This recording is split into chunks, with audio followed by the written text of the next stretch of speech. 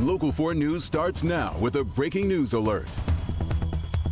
Breaking right now, major changes to state laws rolling in tonight. Here's where we stand. The State House just repealed right to work. This after earlier the State House codified LGBTQ people for protection under the state's civil rights law. And a 1931 abortion law has been repealed in the Senate. More on those moves in just a moment. But we begin with the issue on the State House floor as we speak. Changes to Michigan's gun laws. Thanks for being with us tonight. I'm Kimberly Gill. I'm Devin Skillian. Universal background checks just passed the State House, the first of several proposed gun law changes.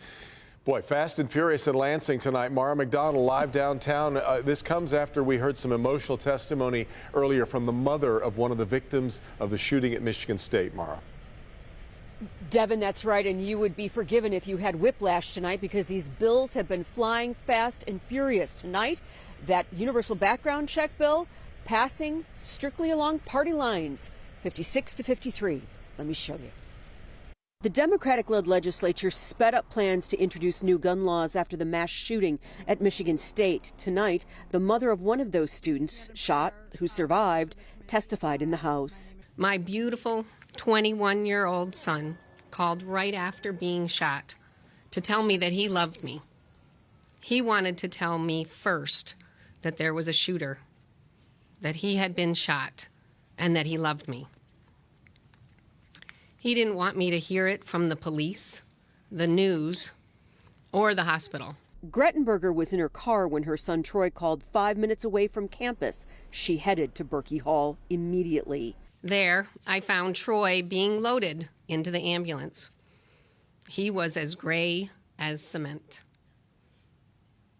But I was able to tell him that I loved him and that he was strong before the ambulance sped away. The gun law changes include universal background checks for all firearms, including long guns, safe storage laws, and red flag laws. We won't know if this tragedy could have been prevented by universal background checks, safe storage laws, and extreme risk protection orders.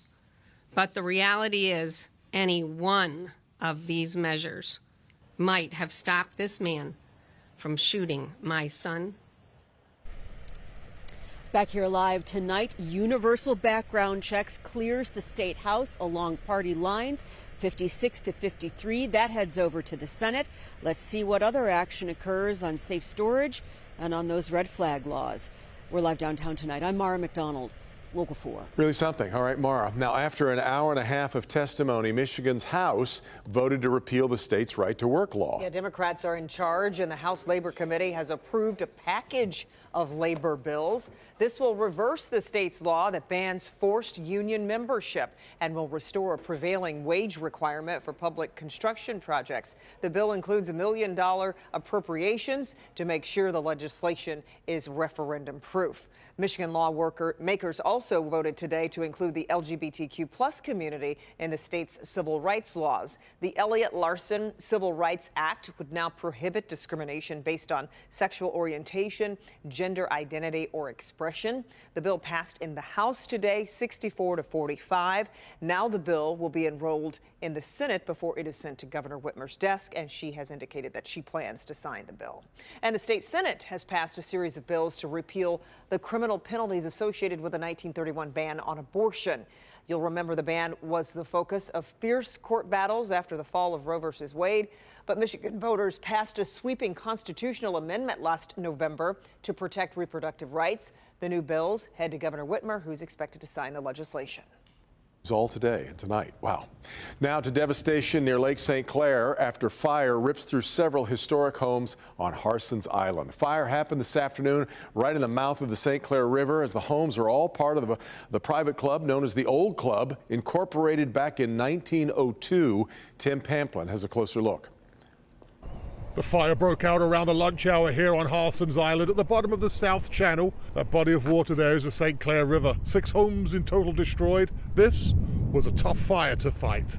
I haven't arrived on scene yet, but I can already see it. It's got a heavy column of black smoke. Local 4 viewer video sent to us shows the raging inferno. Being reported as multiple homes on the boardwalk on fire. Fire on an island is a tough proposition. A massive fire, well, Well, once a fire gets going, you're not going to stop it. And the wind was played a big factor in this too. and with just a handful of on-call firefighters on the island, help needed to come in from elsewhere. We're at the ferry landing waiting for the ferry. Firefighters from the mainland brought in, but as you heard, they had to wait for the Champion Auto ferry to get them across the straits. With limited personnel, high winds and old buildings. They're built back in the 1800s. Oh, and there's also this. There is no hydrants down here. Can you see if they want us to launch the boat? It became evident very quickly that they needed to surround these buildings and drown them. As for the cause, well, investigators are looking at those two canisters. Oxyacetylene tanks used for cutting metal. Earlier this morning, crews were out here trying to lift a home. They believe that may have been the cause of this. They're going to wait until the investigation is complete, but that's where they're leaning right now. Again, the fire took 6 historic homes, almost 150 years old. The old club says they will rebuild.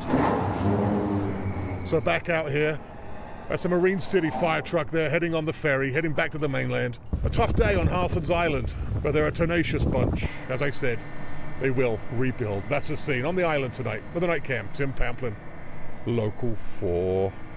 Okay, Tim, thank you. We're also learning of a Metro Detroit small business that caught fire. This happened Monday on Michigan Avenue near Livernois in southwest Detroit.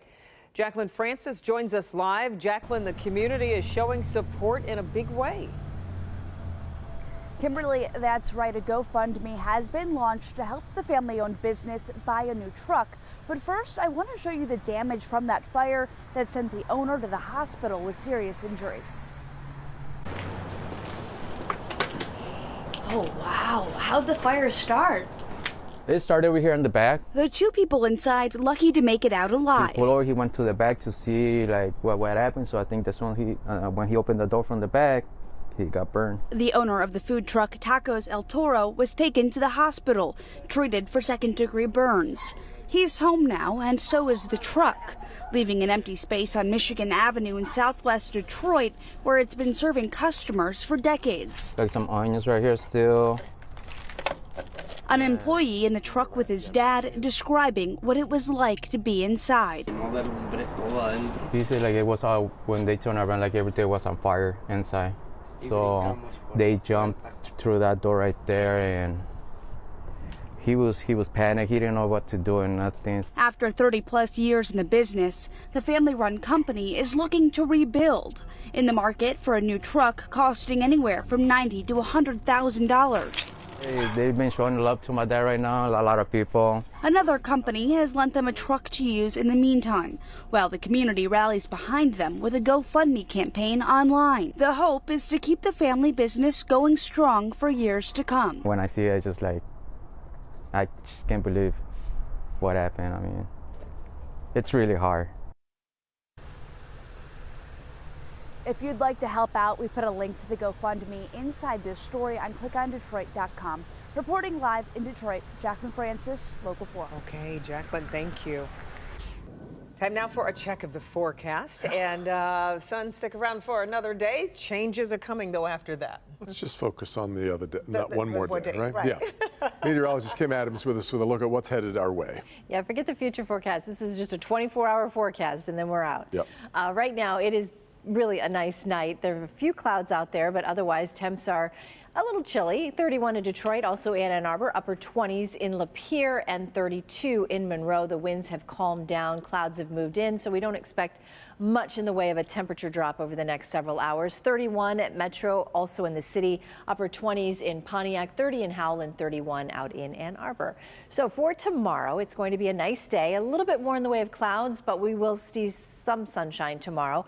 30 degrees at 8 a.m. by noon, 36, and we'll make it to a high of 40 degrees. Take a look at the temperature trend over the next 7 days, and we are well below normal. And a return to winter on Friday. You've probably heard the buzz about a winter storm headed our way. I'll talk more about timing and snow totals coming up.